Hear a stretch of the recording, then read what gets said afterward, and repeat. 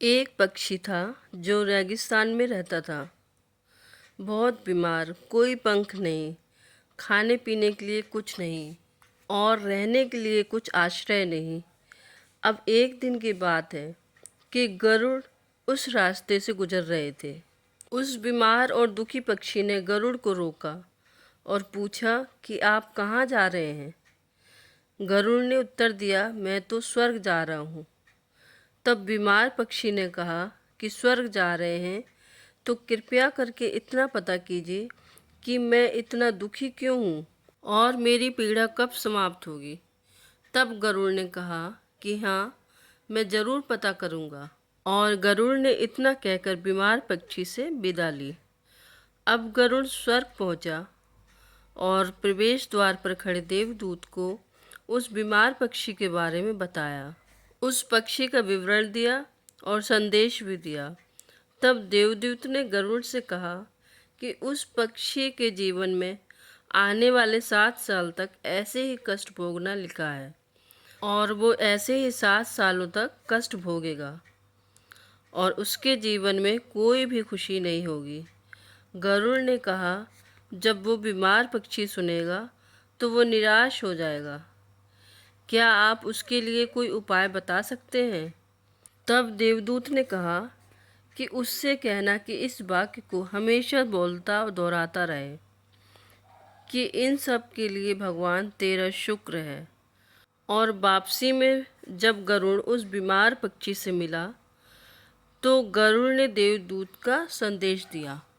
7-8 दिनों के बाद गरुड़ जब फिर से उधर से गुजर रहा था तो उसने देखा कि पक्षी तो बहुत खुश था।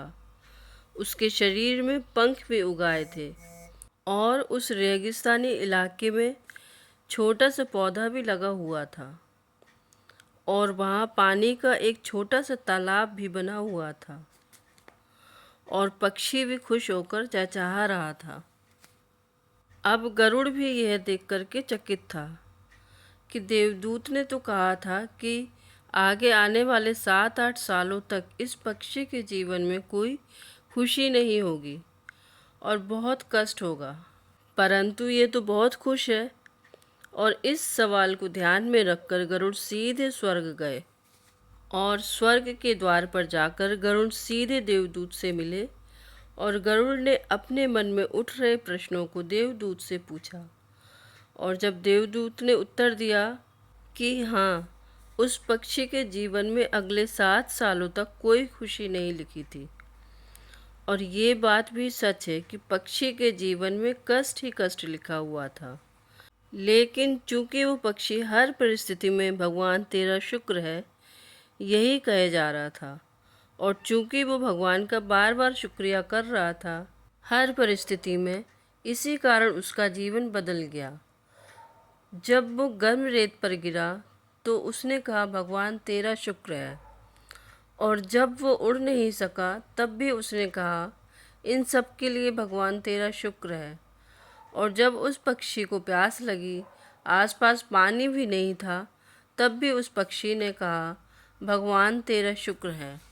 जो भी परिस्थिति थी वो पक्षी दोहराता रहा, इन सब के लिए भगवान तेरा शुक्र है।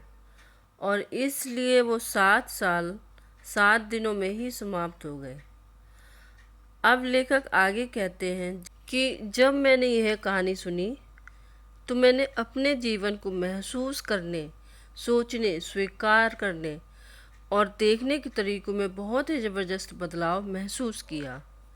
मैंने अपने जीवन में इस बात को अपना लिया कि इन सब के लिए भगवान तेरा शुक्र है। इसने मुझे मेरे विचार को मेरे जीवन में उतारने के लिए सहायता की। उदाहरण के लिए, अगर मेरा सर दर्द करता है तो मुझे लगता है कि मेरा बाकी शरीर पूरी तरीके से ठीक है और स्वस्थ है और मैं कहता हूँ इन सब के लिए भगवान तेरा शुक्र है। और मुझे लगता है कि मेरा सारा सर दर्द मुझे बिल्कुल परेशान नहीं करता। उसी तरीके से आप अपने रिश्ते, सामाजिक जीवन, व्यवसाय और उस हर चीज़ में इस बात का उपयोग करना शुरू कर दें जिससे आप संबंधित हों या फिर जो चीज़ आपसे संबंधित हो, और भगवान को शुक्रिया बोलने के माध्यम से अपने जीवन में बहुत से सकारात्मक बदलाव आएंगे। आपके जीवन में बहुत ही गहरा प्रभाव पड़ेगा। आपको लगने लगेगा मैं कितना धन्य हूँ, कितना खुश हूँ और मेरा जीवन कितना अच्छा है। तो हमेशा हर बात पर, हर पल भगवान का शुक्रिया अदा करो। ये अपने आदत में डाल लो कि हर वक्त भगवान का शुक्रिया बोलना है। तो आपको कहानी कैसी लगी कमेंट करके ज़रूर बताइए। वीडियो अच्छा लगा है तो लाइक कीजिए, ज़्यादा से ज़्यादा शेयर कीजिए और सब्सक्राइब ज़रूर कीजिए। साथ ही बेल आइकन प्रेस कीजिए ताकि आगे आने वाली सारी नोटिफिकेशंस आपको मिलती रहें। फिर मिलेंगे दोस्तों, तब तक के लिए bye bye. Thanks for watching.